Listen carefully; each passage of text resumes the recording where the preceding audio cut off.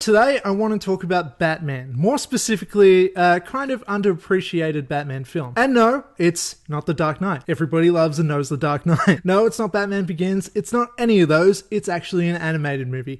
Which you already know because you've read the title, so why am I being all mysterious about it? I don't know. Point is, it's Under the Red Hood. This is one of my favorite animated movies. And honestly, I'm pretty sure it made it into my top 100 video of my 100 favorite movies of all time. So you can fact check that if you want. Watch the video. Watch the whole thing. Give it a like. You have to do that to fact check, I promise. I will confidently say that Under the Red Hood is one of my favorite movies and is definitely one of my favorite animated movies and is 100% my very favorite DC animated movie. That I'm very confident in saying. Under the Red Hood is a cartoon, so for people that think they're above that, I'm just going to say, please watch this movie and be proven wrong. Because there's this real maturity to this movie that I absolutely appreciate. And I think that I really appreciate how heavily it delves into the character of Bruce Wayne and his morals about sticking to his very strict rules in, being a hero, doing right, and more specifically, not killing anybody. The character of the Red Hood in this movie challenges this idea and challenges what is the right thing to do in certain situations with certain bad people, particularly the Joker. And you kind of question while you're watching this movie why Batman does let the Joker go, why he can't kill the Joker. And we understand it from both points of views, as some of the characters in the movie argue that you're basically letting him live on and keep going. He's gonna break out of Arkham every time you put him in. You're like, it's kind of your fault every time you capture him and let him go, essentially. I mean, Batman always puts him in prison, but with the Joker in such a cartoony comic book world and everything, he's obviously gonna get out. But you also understand it from Batman's point of view, where if he kills, he's just delving deep into that darkness within himself. And he's gonna view himself as being no better than the villains that he fights against. And that's a compelling argument as well. I'm not exactly sure where I sit. It's more of a complicated theme than you might expect from just a comic book animated movie. Maybe it is, maybe it's not, maybe you expect... I guess you would expect this type of conversation, what do you do with a supervillain and whatever, blah, blah, blah. But I feel like it's a lot more complex and it's more nuanced than you might expect from a cartoon. Because this isn't just a cartoon for kids. This isn't just a dumb thing where, I don't know, Robin gets out and is like, quick, get the bat something. Get the bat whatever it is that's going to fix this situation. We need the bat spray. We need bat money. We need a bat cushion. We need a bat microphone.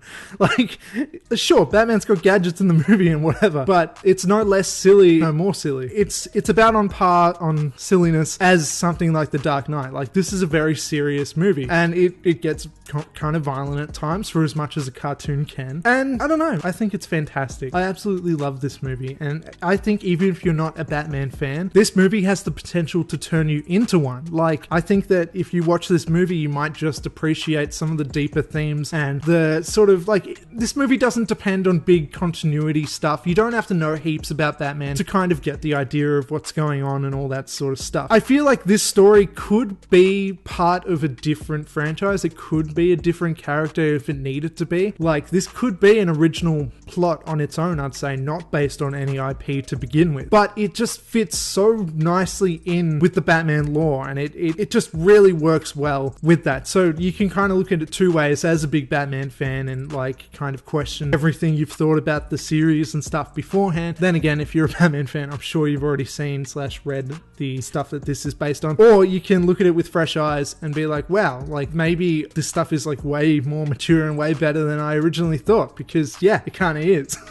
And just speaking of, you got to talk about the voice acting with the Joker. The Joker's not in it a whole lot, but when he is there, man, he is menacing. Just as the voice alone, he is able to pull off this menacing villain.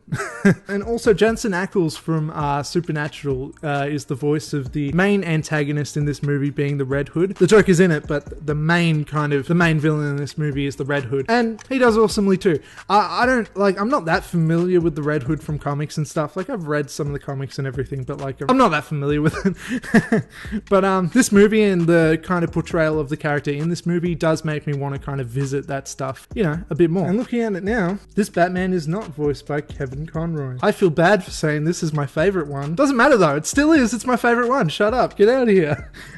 Sorry, I'm not like a, what's the word? Purist. I love this movie, and I like it actually a lot more than Mask of the Phantasm, which, if you're like a big kind of nerd about this stuff, that's probably going to be your favorite one. It's very well loved, and I get it. It's very good. This is way better though, if you ask me. But anyway, regardless, this is not a competition. I just wanted to talk about this movie for a little bit. If you haven't seen it, hugely recommend it. It's awesome. It's so cool. It's so good. I love the animation in it. I love the this and that and the other things about it. Blah, blah, blah.